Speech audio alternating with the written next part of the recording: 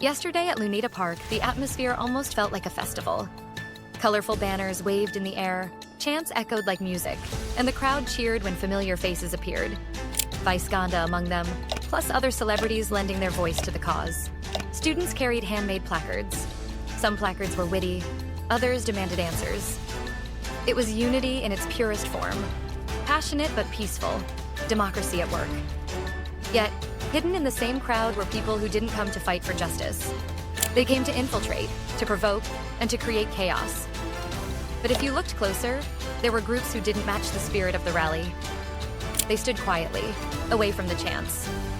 They wore half masks covering their mouths, caps pulled low, some with hoodies despite the heat.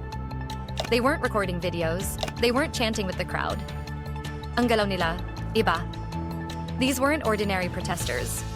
Observers noticed they were waiting, watching, biding their time. And then, it happened. A bottle flew through the air. A rock bounced on the pavement. A loud shout rippled through the crowd. Panic spread instantly. Some ran, others froze. Police tightened their lines, shields raised. But ask the peaceful protesters, and they'll tell you. It didn't come from them.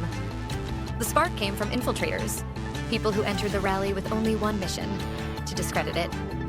This is the danger of infiltration.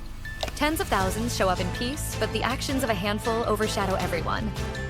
The next day, headlines don't talk about retirees chanting for justice or Vice Ganda standing with the people. Instead, the highlight becomes clashes at Luneta.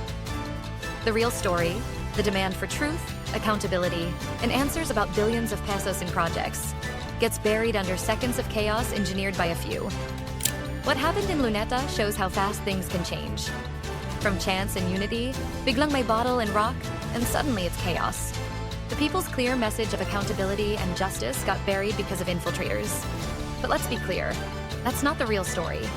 The real story is that thousands of Filipinos stood together, peacefully demanding the truth.